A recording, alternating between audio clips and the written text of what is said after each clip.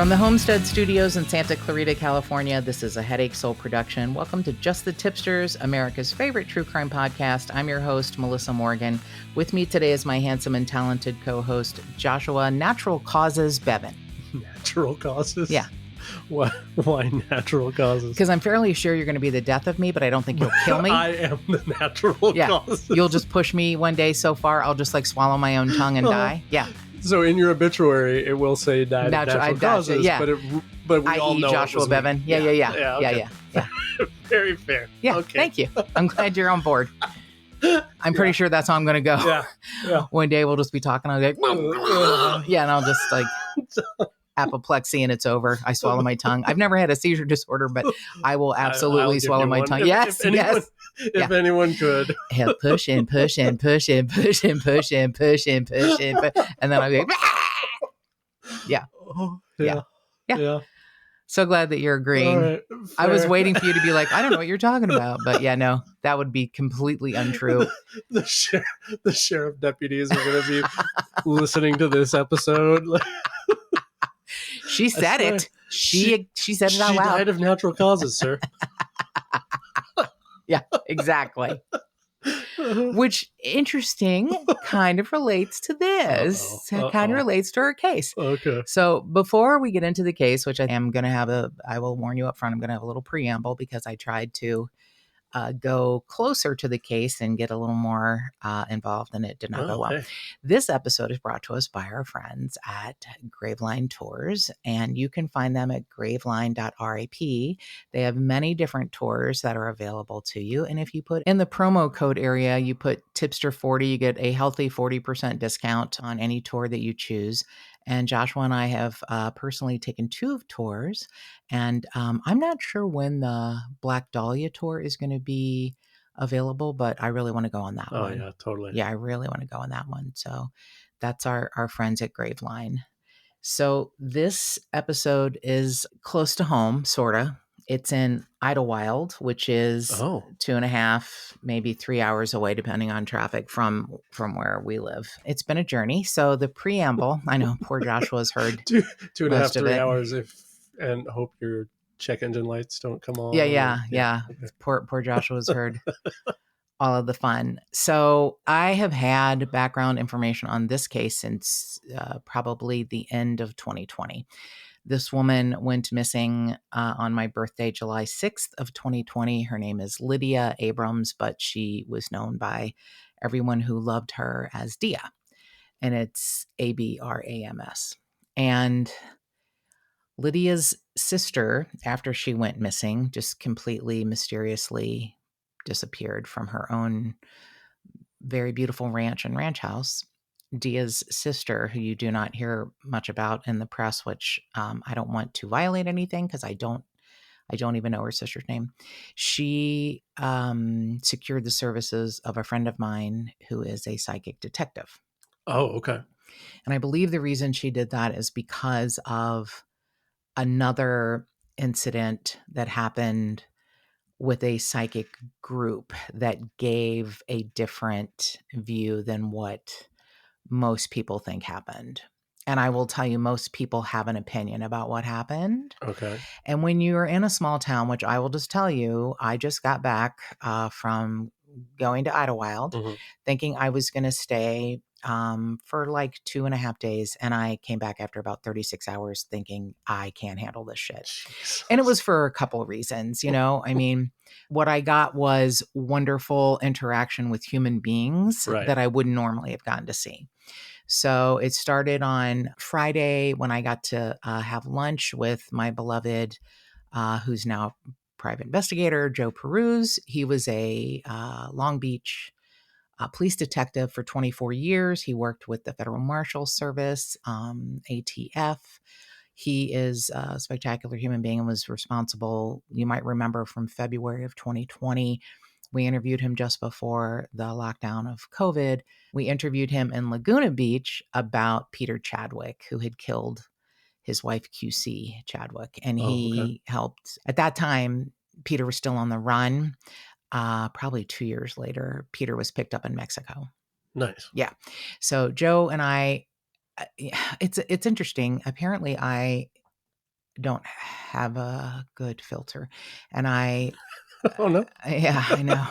Are you sitting down? I didn't want your knees to give out like, what? I talk to detectives maybe in not the nicest way. And Joe was one of the people when hey, look, when I'm first trying to contact you and get a hold of you, you could melt butter in my mouth. I'm pretty good at, hi, I would love to talk to you. It's when you continually ignore me. You can call me back and go, hey, bitch, not talking to you, go pound sand. Got it?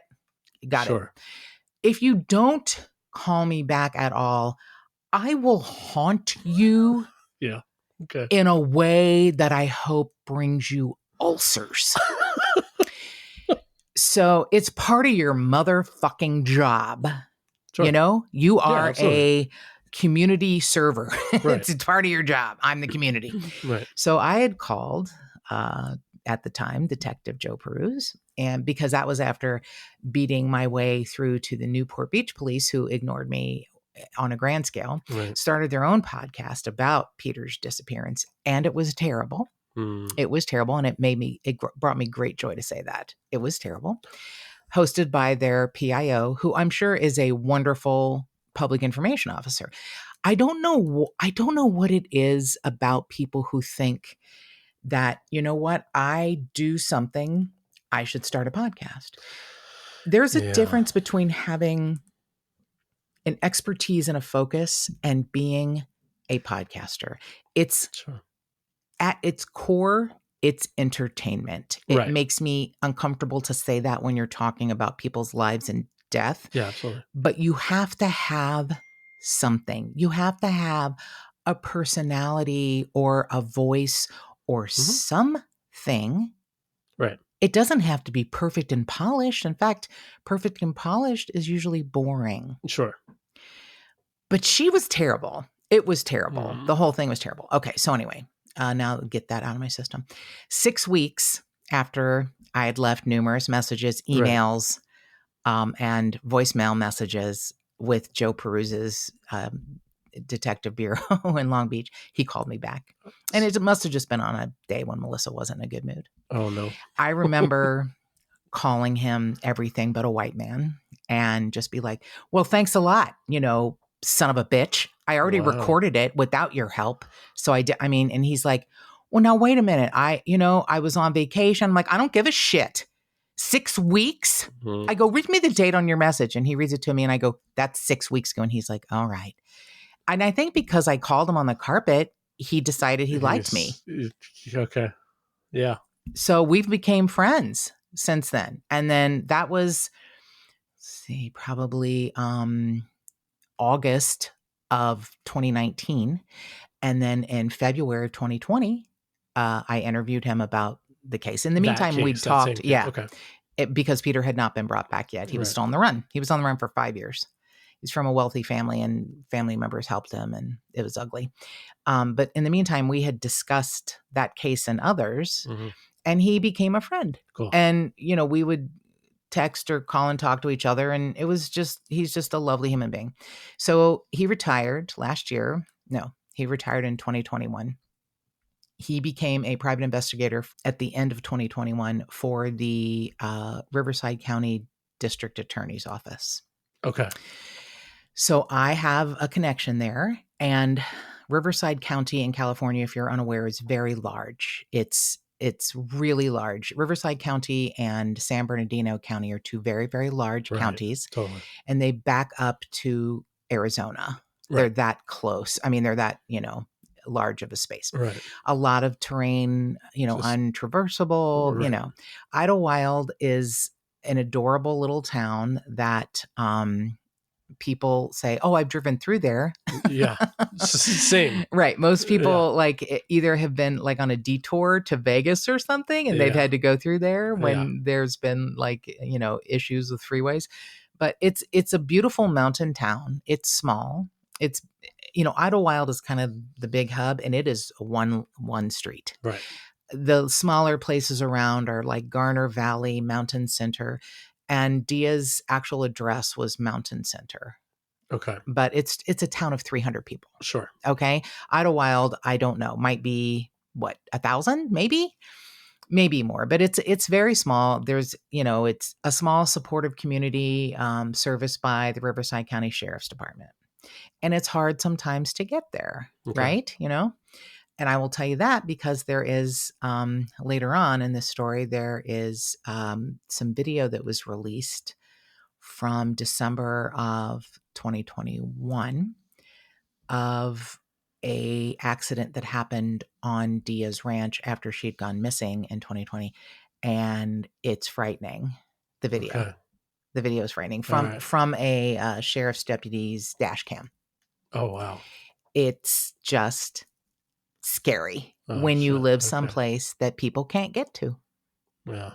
All right. And it's scary as fuck. It's a 6-minute video, and it's scary to me. It's not like boo scary, like monsters come out. What is scary is what the dispatcher communicates to the sheriff. So I'll get to that. I'll get to that in a minute. So I go up this weekend. It was like a nightmare. I stayed at a lovely place run by a sweet man named Norman and his mother. I never met his mother. She mostly appeared out the window in a rocking chair. Am I wrong, Joshua? Well, from the pictures you sent me. Yeah. I sent Joshua some pictures and videos. And am I on track here? Okay, good. Seems about right. Yes. So it was an experience, and I couldn't take it, so I only stayed Friday night, and that was after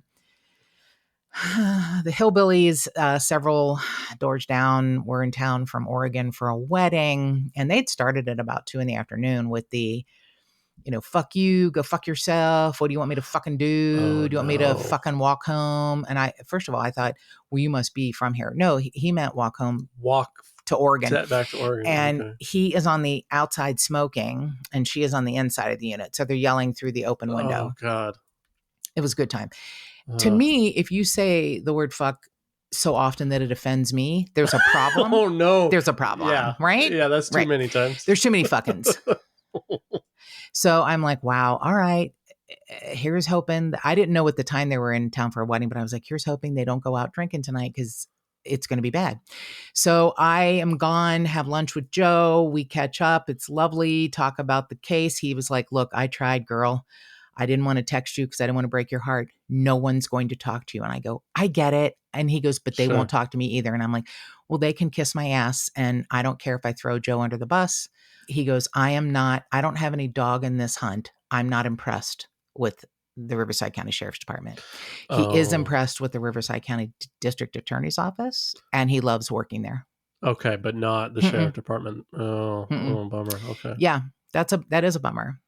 So they wouldn't share anything with him. And you know what they said when he tried 2 different ways, 2 different backdoor, 2 different people. And he said, one of them said, the first one he talked to said, well, if she has information, have her call the tip line.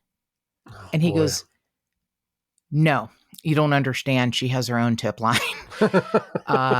She wants to talk to somebody about the case. Even if you just tell her you can't talk to her, it wouldn't even answer. Oh. So I said, well, I've been trying for a month, emails and voicemails to Sergeant Moore. And he goes, yeah, that's the guy. Oh, wow. And I'm like, all right. And he goes, I'm sorry. He goes, here's what I said. This was the sweetest thing because it very much smacks of Detective Brian Earls in Indiana telling the Indiana State Police, look, she's going to go ahead and do the case. You might as well talk to her. Sure. That's what Joe Peru said. Okay. He goes, I don't think you understand. She's going to go ahead and do it. Right.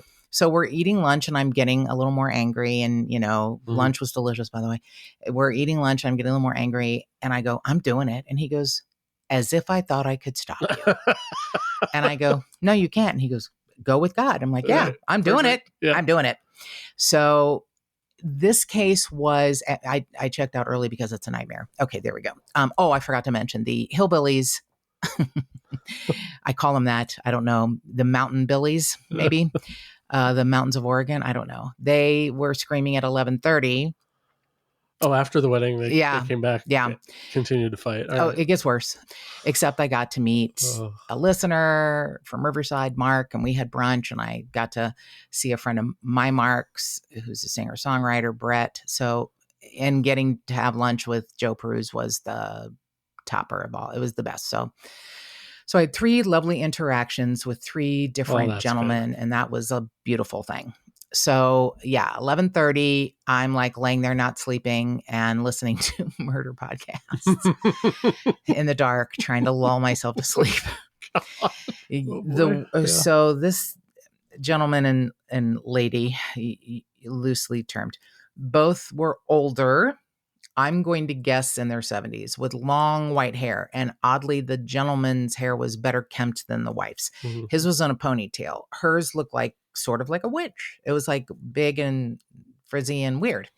At one point, before I left to go see Brett play Friday night, a younger couple came to visit them, and they were all sitting out on the deck smoking.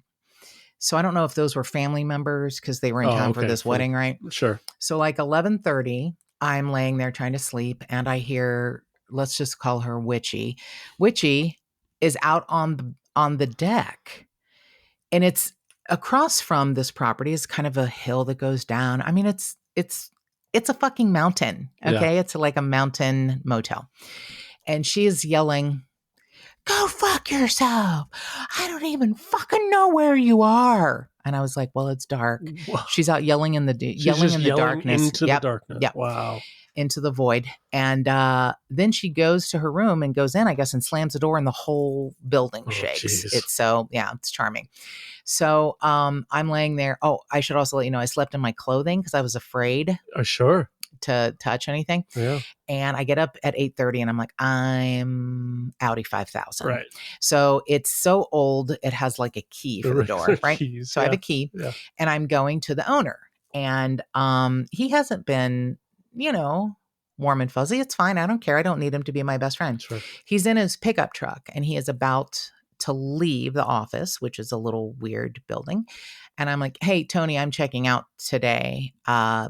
I realize I'm not going to get any of my money back for tonight because I'm sure that's part of your fine print. But I just want to let you know the couple 2 doors down were like yelling and screaming late last night. And he goes, 2 doors down. And then he gets his phone out, I guess, to look. And he goes, oh, they're in town for a wedding. They're checking out today, if that makes any difference. And I go, yeah, too late. Yeah. And he goes, they won't bother you tonight. And I go, I get it, but I got to get out of here. And he goes, what time did this happen? And I was 11:30 p.m. And he goes, why didn't you call me? He yelled at me. What? He yelled at me for not calling him. And I was a little taken aback. And I was like, well, it's 11:30 at night. What were you going to do? I don't know. I just thought whatever. So what I forgot to mention was on my way down to the office to hand him back his key, a cute couple on the corner, older couple, they're out with their little dog. And as I'm walking by, she goes, did you hear the commotion last night? And I go, well, you mean the screaming? And she goes, well, that and the lamppost. And I'm like, what? Oh, lamppost. So she points down like the little drive where guests park. And there are these old-fashioned lampposts that have like a 3-prong light. They're very nice, painted white. It's the nicest part of the whole damn place. Are these little lights. And apparently a friend of the Mountain Billies, sometime in the middle of the night, like I think she said around 2:30, and I didn't hear it, ran a pickup truck into the lamppost. It's embedded in concrete, by the way, and knocked it over, smashed the fuck out of it, abandoned the pickup truck, and ran away. Oh my God.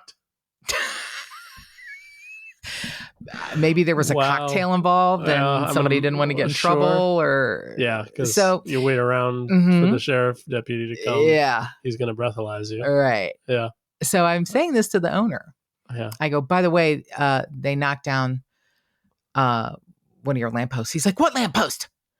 And I can tell, it's like 8:30 in the morning, and he's kind of just waking up. His face looks kind of, he's dazed and confused. And he goes, I'm just trying to get my daughter to school. And I'm like, well, number one, it's Saturday. Number two, I look in your truck and there's no one there but a German Shepherd. He's got, by daughter, he means his German Shepherd. In school, he means obedience school. Yeah. I don't know. All I know is I was so scared at that point, I had to get out. I'm surprised I didn't throw his key in through the truck window and just, I actually took it to the office. So anyway, He backs up throwing gravel, peels off down the drive where you park, and sees, he's like, he slams on his brakes, like squeals his brakes, and then backs up and he sees the thing knocked over. And by then I'm like, I'm in my car and I'm out. So yeah. And then as I'm driving, sweet Joshua was my Uber driver last week when I took my car in to get it, make sure it's roadworthy. And as I'm driving down the mountain, it's spitting rain and it's foggy and I can't see in front of me and my check engine light comes on. God. So anyway, I'm not going back to Idlewild unless I'm chloroformed. Sure. So it was a lovely visit. Yeah. I do think it's a great place to visit. And the thing is, I will be very honest with you. I was looking for houses there a month ago. Are you still? No. Yeah, okay. No. I thought, a lovely place that's cheaper. Yeah. The mountains, maybe it'll, maybe I need a change because, it's the big city of Santa Clarita. It's like New York. Country mouse, it's like Manhattan. Yeah, exactly. It's like Manhattan. I was like, maybe you need a slower pace and you can work from, do work from anywhere. Maybe you can find some remote work, whatever. Yeah, no, fuck it. No. Okay. Fuck it all to hell. Would not know. 0 out of any stars. Okay. I would recommend going to visit because it's beautiful and quaint and people are kind and friendly. I got lost so many times driving around and people were so kind. Cool. So, but I sure the fuck couldn't live there. No. Right. Well. Yeah. However, I'm glad you're home. Oh my God, sir. Do you know, I got back. It took me 3 hours Saturday to get back because of the slowness going down the mountain. And then the 60 was a little backed up. So it took me 3 hours. It took me 2 hours and 40 minutes to get there. It took me 3 hours and 5 minutes to get back. No, I don't care. I got back Saturday and I basically went to bed. Yeah, good. I was like, I need to decompress. Yeah. So as much as I didn't want to live there, Dia Abrams did. Okay. So Dia was married to Clem Abrams for about 34 years. Now, they had been estranged for the last several years of their marriage, and they had 2 grown children, Clinton and Chrisara, with a C, a son and daughter. And they lived in the beautiful town of La Jolla near San Diego. It's very beautiful. Clem was a very successful real estate developer. They were separated and Clem died and there were some issues with the kids and Dia with the trust. In the meantime, Dia had purchased 3 pieces of property in the Idlewild kind of, area. All right. The big one, I get so many different, I have a hard time sometimes trusting, even though this case is 2020. It's 3 years ago. Right. Just 3 years ago. I have a hard time sometimes trusting journalistic outlets. I will tell you one person I trust completely is a journalist named Jenny Kircher. And she was on the television show Disappeared about this case. Okay. She is a young girl and has the soul of an old journalist. Cool.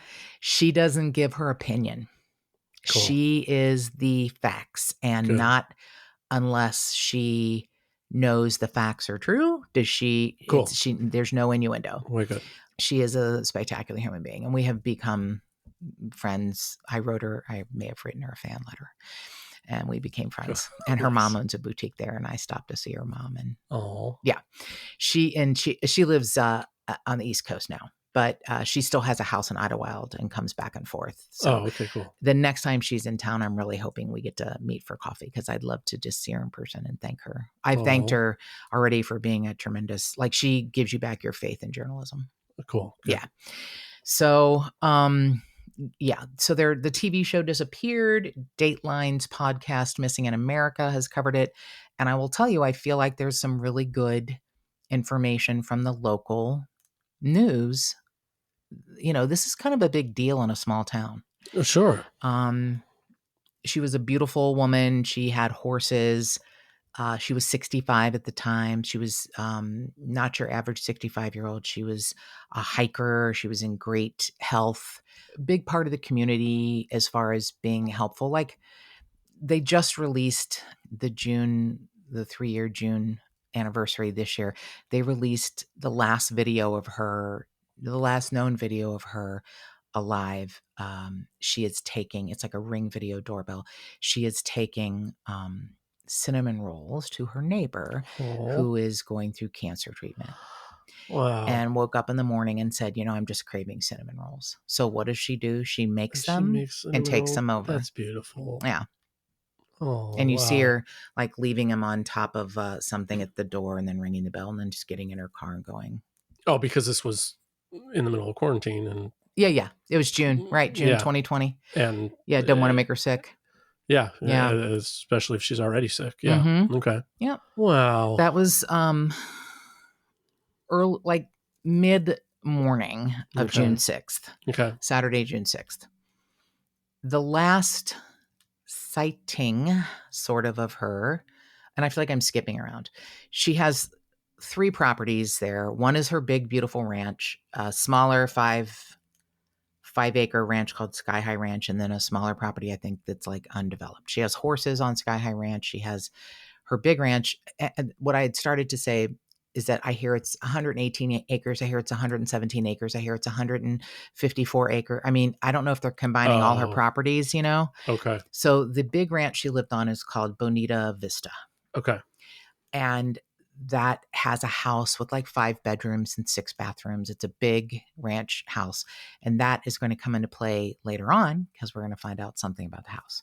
So she lives there. She and her husband are in the midst of divorce. He passes away.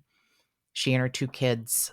Clem Abrams left part of his estate to his kids and part of his estate to his wife because he kind of had to, because Okay. it's community property in California.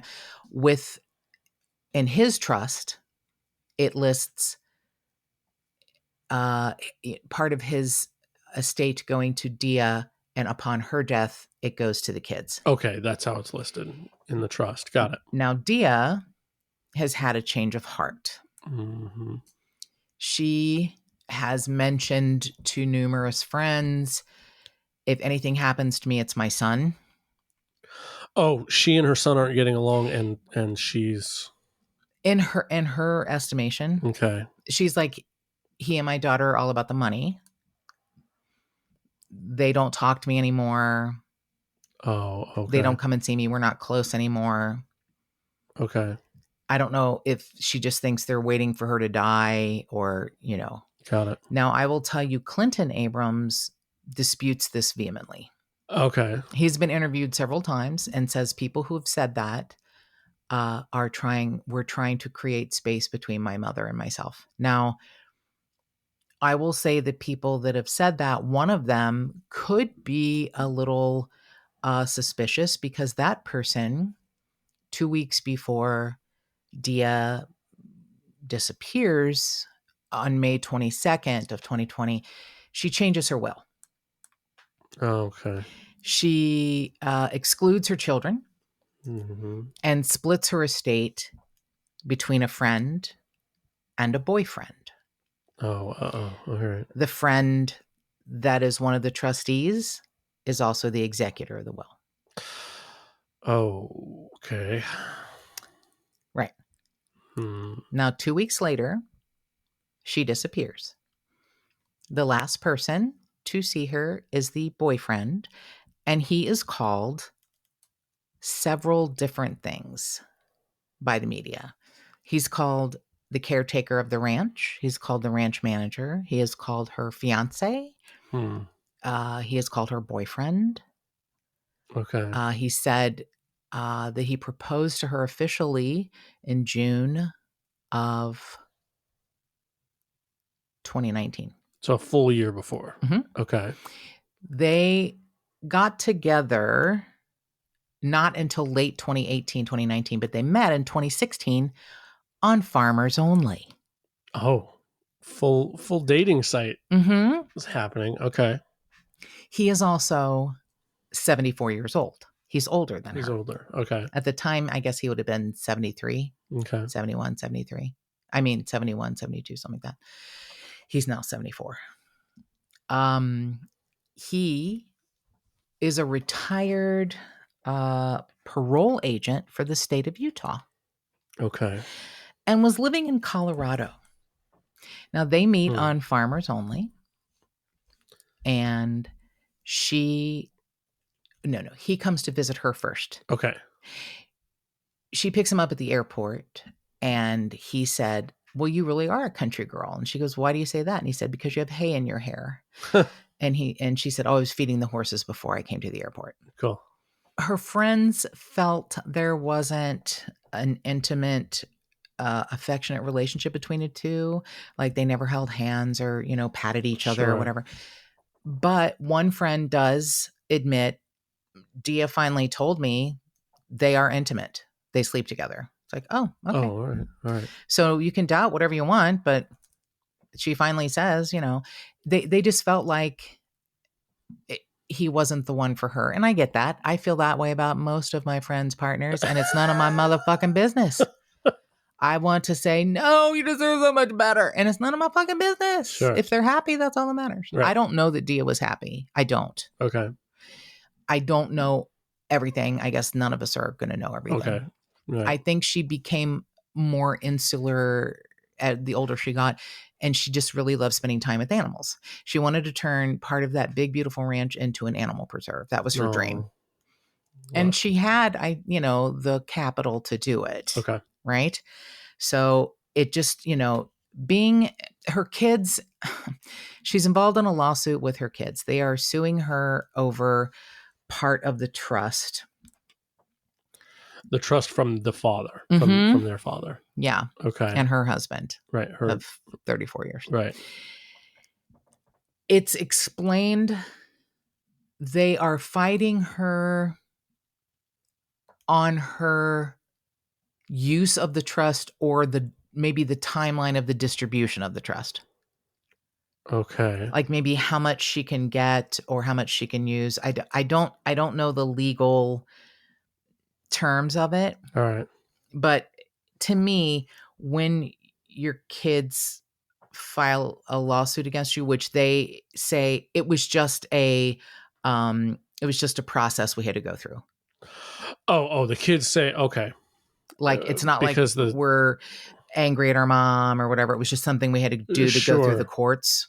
Yeah, because the trust is filed and Yeah. somehow it's, because once it's there, you have to go through that. Yeah. All right. That makes sense. Yeah. It's yeah. interesting. Okay. So her friends are like, the kids never show up. She, basically feels like she's alone. And she did tell more than one friend, if anything happens to me, it's Clinton. In a joking way, or like she was... Good question. Okay. They didn't feel like it was joking. The friends that are... all right. One of them is not in the will, and she would have no reason to lie, as far as I know. The other one was the executor and the trustee, who, by the way, can I just tell you, all this time later, she has withdrawn herself from it. Oh, she's out. Uh-huh. Okay. Yeah. As the executor and the trustee, and she said, there was so much drama, I don't want to be involved in this. Okay, it's not worth it. I'm out. Right. All right.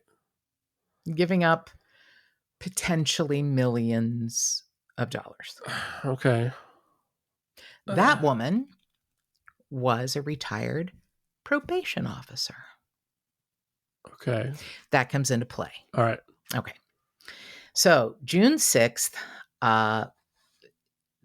she drops off cinnamon rolls to her neighbor. She has lunch with her boyfriend's name is Keith Harper. Okay. Now, again, they met, and he prefers to go by Harper, and that is what I'm going to call him for the rest of this. Okay. They met in 2016, and he comes to see her first. The next year, she went to see him, and then they decided around the end of 2018, maybe, that he would just move to California and help her with the ranch. Nice. So he moves out to California, and they live together on this big ranch. And they have, a big ranch like that with a bunch of animals. You have, you can't just have like one person and a 74-year-old man, right? Yeah. Even though as active as whatever. So they have some people working there who used to work for Dia and her deceased husband in La Jolla. Well, they brought Yeah, she people brought some with. people. Okay. Those people, not fans of Harper. Oh. They think there's depositions that were taken, and I've heard audio. It's like some of these people who worked on the ranch, horse handlers and etc., are like, he treated us like we were slaves. Wow. Yeah. All right. So nobody seemed to really love Harper.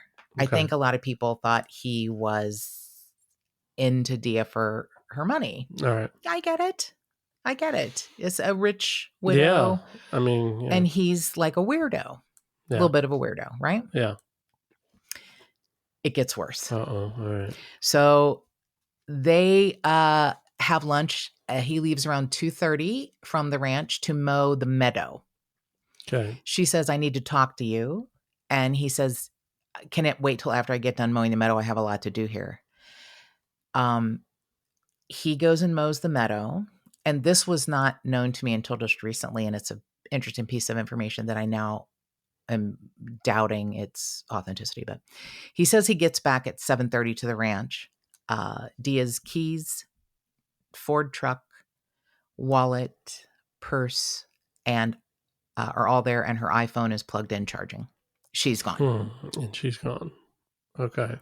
Now, just recently, I've heard that he said at 4:20, which he didn't know about until because he was mowing the meadow, he got a text from Dia's iPhone that says, Harper, you cannot save me from all things. You think you can, you cannot.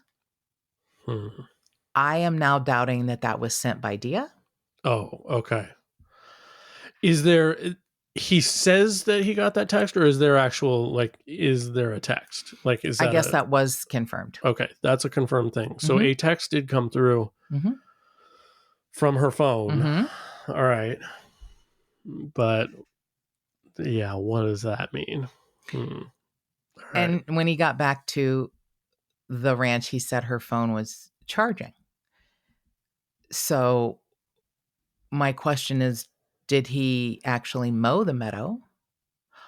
Or did something happen to her and he sent the text from her phone to him from himself as some sort of suicide note, trying to look like a suicide note? Yes. Yeah. Okay. Because one of the theories is she was overwhelmed with the cost or the production or the taking care of the ranch, and she walked off into the hills and just didn't come back. Okay. And right. And then no body ever found. Right. Okay. Which, depending on, she's an active, healthy person, depending on, honestly, you could be there and no one would know until a bone, your femur, ends up in a coyote's mouth or something. Sure, something. It's real fucking weird there. Okay? I'm just going to say that. Yeah. And they're on 100 plus acres, however many exact. 117, 118 or more. And then she could keep hiking to keep on keeping on. Okay. Yeah, because she's like very healthy and hikes every day. Yeah. So he gets home at 7:30, says she's not there. He starts looking for her. He asks friends to come over, her friends to come over and help. Yeah. People who work on the ranch. Hey, help me look for her. Looking for her. Sometime on Sunday morning, June 7th, he calls the Riverside County Sheriff's Department and reports her missing. Okay. They show up and they take a report and they start searching the ranch. Okay. They're searching. Her friends are searching. Everybody's looking in this large piece of property. Right. It's not flat and easy.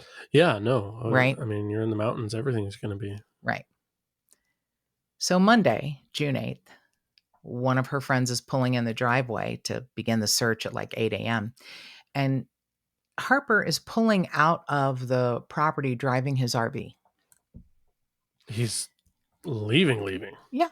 Okay. And she says, where are you going? And he says, we're searching for Dia. He says, I have some business to attend to. Hmm. Now, he's gone for a week. And I'll tell you where he went. The person who said that, and this is so, all of this is like, I feel such rumor and innuendo, not this part, because this part actually happened, but her name is Diana Fetter. And Diana Fetter is the woman who was sort of a neighbor, sort of a friend, mostly a friend, I guess. And she is the one 2 weeks before Dia disappears, she is named as the executor, and she and Keith Harper are listed as the trustees. Got it. They would split her estate, right? Yeah, okay. Okay. So he says, I have some business to take care of. And they're like, what the hell? So he's gone for a week. What is fascinating is that Diana Fetter is a retired probation officer. And where Keith Harper went was Arizona, New Mexico, and Colorado in his RV. To do what? Okay. Have we ever? Yes. Okay. I believe it's in Arizona that he owns a storage facility, not a storage unit, an entire storage. Oh, it is his business. Yes. Okay. American Storage or something. Okay. He goes to Colorado because he has to check in with his probation officer. Oh no. Oh geez. Right. What's he on probation for? Okay, here we go. All right. So this guy was a corrections officer in Utah. Uh-huh. In 2002, Keith Harper pled guilty to third-degree misdemeanor assault in connection with allegations made by his second wife. Felony charges of sexual assault and kidnapping were dropped due to lack of evidence. Oh, geez. Now, here's why he's on probation. 2011, Keith Harper was found guilty of 3 misdemeanor counts of unlawful sexual contact for groping 2 women on a snowmobile tour at his former business in Durango, Colorado. So it just guests, customers of his. Yes. Are okay. Yes. 2 women pressed charges that he unlawfully groped them while taking them on a ski-mobile tour. Oh, boy. In 2012, he's ordered to register as a sex offender. Uh-huh. Did he put that in his farmers only profile? I wonder. Oh, boy. I wonder. But I guess he finally says to Diana Fetter, I have to check in with my probation officer. And she's like, what? I was a probation officer. If somebody came to me and said, my girlfriend's missing, I'd give him a couple days. Yeah. Yeah. So they stop him in New Mexico. The police stop him in New Mexico and they take the passenger seat out of his RV to test it. Okay. Yeah, just the passenger seat? Yeah. They're not testing That's the whole what they RV? remove. They don't, I guess their assumption is he put her there and took her out of state. I don't know. Okay. But it's an RV. There's way better spots to Maybe he propped her up so he could stay in the carpool lane. Just put her in the passenger seat. Just Weekend at Bernie's style. Yes. Put sunglasses on her. Oh, no. I will tell you, most people believe she's probably somewhere on that ranch. Oh, yeah. Okay. Because they didn't find, that he didn't take her off the ranch. That, allegedly, people think this. So, they didn't find anything in his RV. Okay. So he's allowed to stay on this ranch because he's a trustee, right? Okay. Now, her kids file a suit against him and the other trustee, Diana Fetter. Mm-hmm.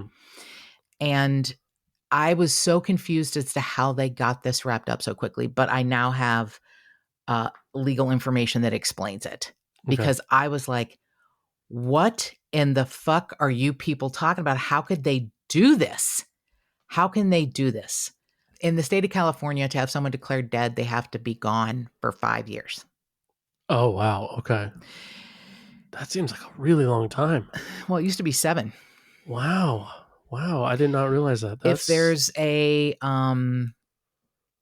a trust involved, I would think it'd be longer, but somehow Dia's kids and the only person left standing, which is Keith Harper, because Diana Fetter recused herself as an executor and as a trustee. Okay. Fight it out in court and agree to split the estate, even though Dia's wishes were that her children don't get anything.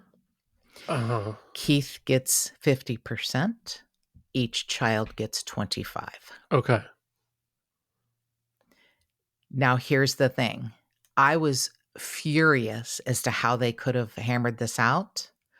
What I found out is that it's not settled until June 6th of 2025. Okay, so it does have to wait that 5 years. Mm-hmm. And then it will be, Got it. Okay. Or unless they find her body before then. But there is an interesting addendum to this trust. If either party is shown to have anything to do with Dia's disappearance or potential murder, they forfeit all money. Oh, okay. I think that's interesting. That's not in all trusts. That's a I don't know. A rarity? Okay. I don't know that many rich people. I don't really either, but it seems like when someone's missing, a good thing to add. When someone's missing, I would want that in mine. Right. Yeah. Right. I think when someone's missing, it's more weird. To me, they couldn't. I was like, how did they get this all ironed out between them? But I get it. They still have 2 more years. It's ironed, but yeah, there's still some wrinkles. Yeah, right. Okay. So with that being said, her property is for sale. Okay. For $1 million. Is that fair market value for that? I don't know. Probably. Okay. I don't really know. So this is the most recent thing I found on her case. The property in Idlewild, once owned by Dia Abrams, is being sold to help fund a $300,000 reward for information and arrest and her disappearance. Right. So now, after her neighbor and friend, Diana Fetter, recused herself, a court-appointed trustee recently took over her estate, including the properties in Idlewild. Got it. 5-bedroom, 3,600 square foot house sits on 5 acres in Garner Valley, about 15 miles southeast of Idlewild. So, So this is the ranch house is on a smaller property. Okay, I thought it was on the big property. So I was mistaken. It's listed for sale for $1 million by the newly appointed estate trustee. The house is one of 3 properties in Mountain Center. She disappeared from her 117-acre Bonita Vista Ranch in June. The sale of Dia's property is a process of great mourning for our family. We will not be deterred and we will not give up, says Clinton Abrams, Dia's son, who believes his mother is deceased. I think solving Dia's case, finding Dia, finding my mother, will lead to the discovery of a lot more, and it's imperative that those secrets be exposed. Okay. Yeah. He's looking at you, Keith Harper. So he's sure that it was that it was Harper. I gotcha. The $300,000 reward and the appointment of the trustee was part of a settlement in probate court. The battle over the estate was between Abrams' adult children and her boyfriend, Keith Harper, who remains a suspect in the woman's disappearance and continues to live on the ranch. The co-trustee, his duty is to remain neutral. He was appointed by the court, and therefore he has to act with great tact and sensitivity and has to be impartial, says Clinton Abrams. The Abrams family expects another property owned by Dia, the Sky High Ranch in the same area, will be put up for sale in the near future. So I'm going to tell you, one of the reasons I was hesitating staying overnight in Idlewild, because I was going to see Mark's friend on Saturday night, who is a singer-songwriter, and there was a singer-songwriter festival, and he's on Mark's record label. And I wanted to, be a nosy Nelly about Dia's case and try and show up at the Riverside County Sheriff's Department. And Joe was like, you can storm the castle, but they're not going to talk to you. Right. They're still not. Okay. One of the reasons I didn't want to stay overnight, because I didn't want to be driving down a mountain road area that I didn't know in the dark, is because everything was so expensive. I went on Airbnb and it was like $400 a night, $600 a night. The cheapest one I found was $250 a night, but in the fine print just before I put it in my cart was a $299 a night cleaning fee. Oh, geez. So it's $550. Yeah. And we're not talking luxurious, mountain lodges. We're talking renting people's houses. Okay. I'm like, fuck you people. Right. That's why I stayed at the Bates Motel. Right. So, you got to pick your battles. Right. And my battle was I'm coming home. I'm not staying one more night in Scary Town. So as I'm looking on Airbnb, I see this beautiful house and I'm like, wait a minute. That's the Abrams house. You can Airbnb yes, you can. The house. Oh my God. Keith has it on Airbnb for weddings and events. The whole house. Okay. Yes. And he has the front with lights. He's strung lights. Oh, wow. It's 5 bedrooms, 6 bathrooms. Okay. You could, rent that for the wedding party. Okay. You could have your wedding on the ranch. It's beautiful. Okay. I see that and I almost shit my pants. Wow. I'm like, that's fucking D.A. Abrams house. It's like $6,000 a night or something. $6,000 plus, getting groped. Right. But there's the groping fee. Right. And cleaning fee from the slaves that he has incorporated.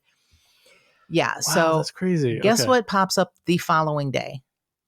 An article from the local news that says D.A. Abrams' children are upset to learn that Keith Harper is renting out their mother's ranch for events. Oh, okay. They're not fans of his making money on this any thing. way, shape, or form. Yeah. Okay. I mean, that's pretty ballsy. You don't own the place and you're a trustee. You do sort of. Yeah, kind of. I mean, maybe. You're allowed to live there until everything. Yeah. You do sort of. Yeah. I mean, I guess what he did was not illegal, but I guess in bad taste. Yeah, I don't know. Yeah. Right. Wow. Okay. Wow is right. So after Keith left on June 8th in his recreational vehicle, deputies stopped him in New Mexico. They had done a search of the property and they found on the Bonita Vista Ranch a tan bedsheet, a Band-Aid, toilet paper, all stained with blood. Oh. 2 spent bullet casings, 2 handwritten letters, don't know what they say, and a Netgear router was seized. So they stop him in New Mexico, and he had driven through Arizona, New Mexico, and Colorado with his RV. Okay. Yeah. So he continues to live on the ranch. So Clinton and Chrisara Abrams believe that Diana Federer and Keith Harper were having a fling while Dia was still alive. Oh, okay. Which is interesting to me that they both denied, of course. She recuses herself, as she, in an interview, she seems like and maybe this is all like a lie. Maybe they're this secret couple, but I don't think so. She seems like she doesn't really like him much. Okay, well, I've seen people with relationships that the partners don't like each other, so I don't know that proves anything. Good point. No, Good point. Okay, well, I'm wondering, is that the kids just being angry and their emotions, and they're like, well, and they're even in cahoots or somehow. I mean, it's so odd to me that they had met in 2016. And granted, she and Clem Abrams had been separated for, or estranged is what she said. She lived on the ranch and her dad, Clem Abrams, lived in La Jolla. Mm-hmm. He died of a long illness in like 2018. Okay. And then, around the time that he's gone, Keith moves in. The kids say, we've never heard of this guy. We know nothing about him. Like they had no idea he was in their mother's life. Okay. Now, could she have kept it from them because she's like, embarrassed? Yeah. Or are they just not involved in their mother's life? Yeah. I mean, or she could have kept it to them out of respect for their. Maybe, but their dad was already gone. But how soon do you get into a relationship again? Right. How much do you share with your adult kids? I'm guessing adult kids know when your parents are not connected. Yeah. That they really lived separate lives. Yeah. Yeah. I don't know. Yeah. So, but Diane and Diana and Harper. Diana and Harper both are claiming not to have had a relationship. Okay. However, Harper claims to not have a lot of relationships. Sure. So, December 23rd of 2021, 46-year-old Jody Newkirk, a horse handler and employee of the ranch since August of 2021, was found dead in what was reported to be an ATV rollover accident on the ranch. Oh, geez. At 5 p.m., Harper calls 911 to report the ATV accident. And Harper was performing CPR on Jody Newkirk, who was lying on the ground underneath the ATV when the deputies arrived on the scene. Deputies observed no major damage to the ATV and noted that the tire tracks leading to the vehicle end abruptly behind it, indicating that the vehicle simply came to a stop. There's no trauma or injury on Jody Newkirk's body that would be consistent with a rollover collision. She's not wearing a helmet, and no helmet was found anywhere near the accident. Authorities found multiple entries in Jody Newkirk's handwritten diary from weeks before that she was in a relationship with Keith Harper. Oh. Keith Harper denies being in a relationship with her and denies any involvement in her death. Okay. In February of 2022, Jody Newkirk's autopsy lists her cause of death as acute methamphetamine toxicity. Okay. The manner of death remains undetermined because no evidence was found to determine if she administered the drugs to herself. Okay. So it's too much meth, but we're not sure how too much meth got in her system. If it was herself or someone else put it in her. Okay. So she had been a meth addict since the age of 15 and had numerous run-ins with the law. However, the amount of methamphetamine in her system appeared to be extremely high, even for a lifelong addict. Okay. So I think the fact that her manner of death is still listed as undetermined is pretty fascinating. Yeah. And the video I'm talking about I saw on YouTube is frightening because of this. It's like almost like a stop action video. It's about 6 minutes long, and it's the dash cam of a Riverside County Sheriff's deputy driving onto the property. And it's very... Oh, just because of the video quality, it's chunky. I gotcha. Or something. I don't know if it's because of, Wi-Fi. Like I had very little Wi-Fi there when I was there for 36 hours. I would have to go find a place and stand on one leg and pray for, whatever the Wi-Fi gods. It's December 23rd. It's 5 p.m. It had probably snowed. I can tell you, my little trip down the mountain, it was foggy as fuck and sleeting. Shit. And the higher you get, the higher elevation. The dispatcher is communicating with the deputy. Okay. And, via like a computery voice. And it's like, I'm driving onto the property and he's driving very slow, going through the gate. She is saying the person who called it in is with the person. He says she's unconscious, not breathing. He's attempting CPR. We keep losing connection with him. His phone keeps dropping. Okay. 3 EMS services have declined the assignment due to weather. Oh, geez. I didn't know you could decline an assignment due to weather in an emergency situation. Wow. Right. Now, I'm wondering if because it was kind of in a difficult area to get to where you need obviously an ATV, if it was like helicopter service, but 3 like helicopter search and not search, but helicopter rescue, maybe. Right. You can't get back down the mountain with someone, who's injured on an ATV or something. I had never heard that. Yeah, well, I mean, but it makes sense. If you're an ambulance, an ambulance company that's contracted with the county, you're not going to want to send your ambulance to a place where your employees are going to potentially get hurt. Right. or your ambulance is going to roll or whatever, get stuck Right. or something. So yeah, you wouldn't think about it declining, but I guess No. that makes sense. I've never lived anywhere where Yeah, that's terrain or weather has been a hindrance, for that. yeah. It was fascinating to me to hear it. I was stunned. I'm like, can you decline an assignment? Yeah. So what my guess would be is that the deputy drove onto the property and they had to get out and walk Wow. to where it was and then found him administering CPR. She's not really injured outwardly. Yeah. Oh boy. I know. Yeah. This Harper sounds very suspicious. Yes, I am stunned that he was a corrections officer, retired from the state of Utah, has multiple, felony infractions. It's so weird to Yeah. me.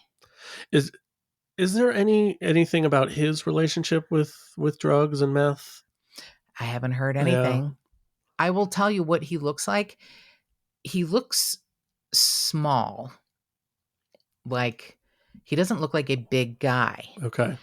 In interviews, he looks like an old, grizzled Marlboro man, not like a overly handsome Marlboro man, but like a average looking dude who Okay. is now 74 Sure. and has, worked outside. I would never have guessed he was a corrections officer. I would have guessed he'd worked on a ranch his whole life. Got it. Wow. Okay. Yeah. This is one of the more fascinating cases to me. I am, I'm hoping that by 2025, when the trust is split 3 ways, there's more of an answer, Yeah. In March of 2023, an agreement was reached to let Keith Harper continue to manage the ranch as the trustee until the ranch and the livestock are sold. The court-appointed co-trustee is there to oversee and manage the trust. On June 6th of 2025, the trust will be split 3 ways. Harper gets 50%. Clinton and Crisara each get 25%. Yeah. In a small town like that, and I understand a big ranch, you might be able to hide things, you might be able to do things.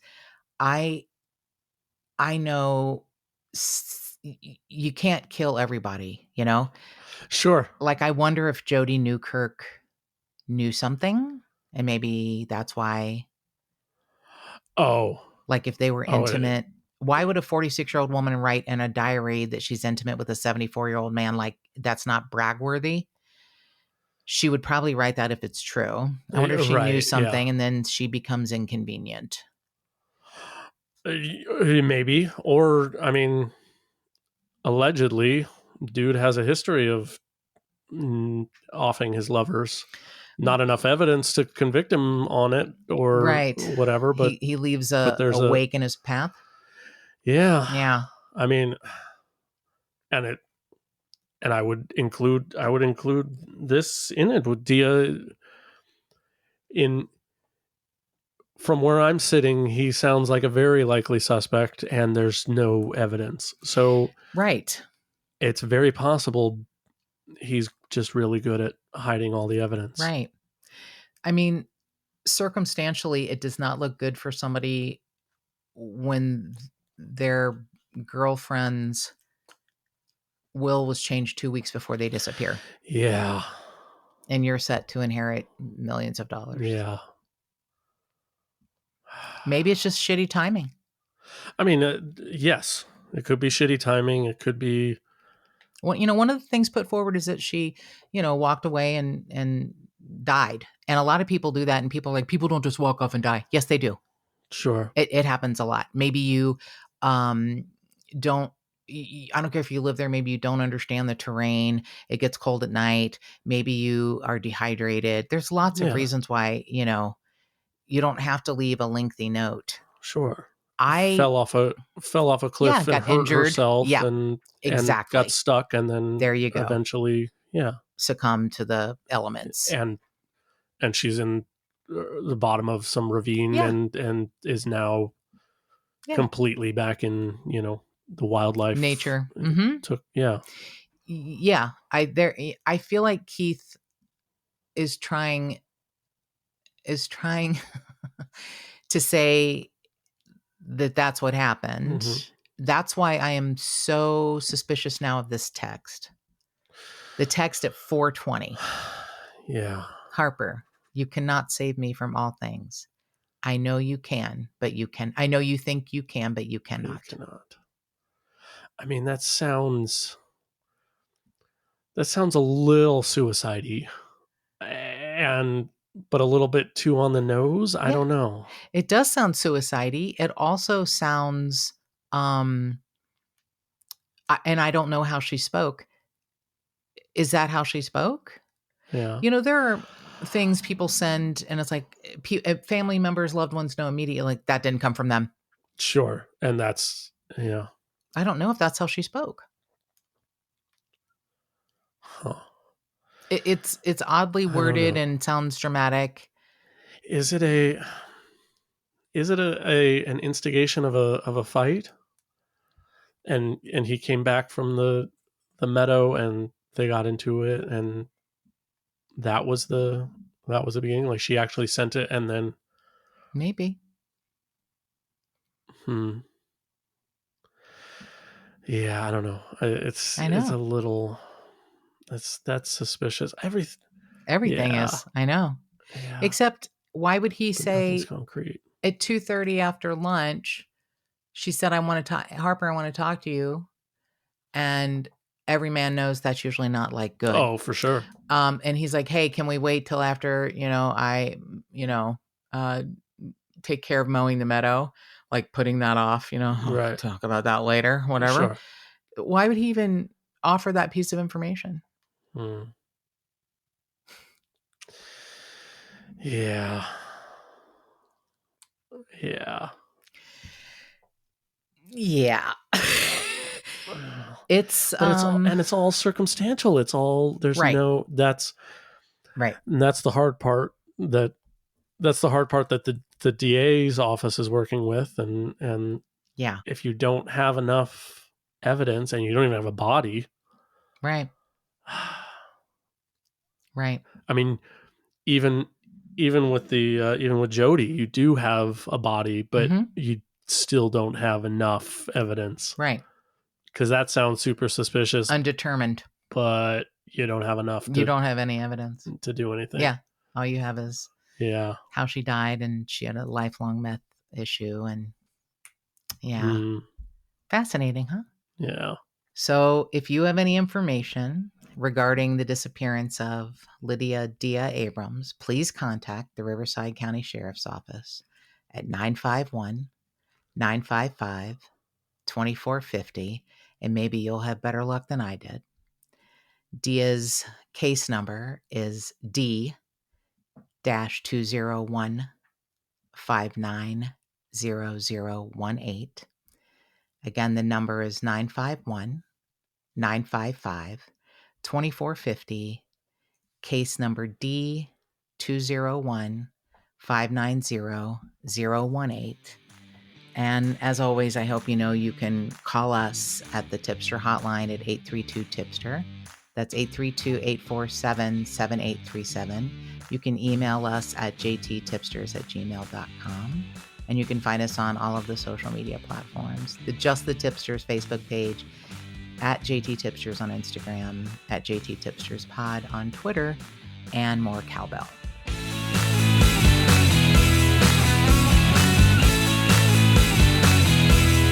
If you would like to support this podcast and get early access and other cool murderous swag, go to patreon.com/justthetipsters.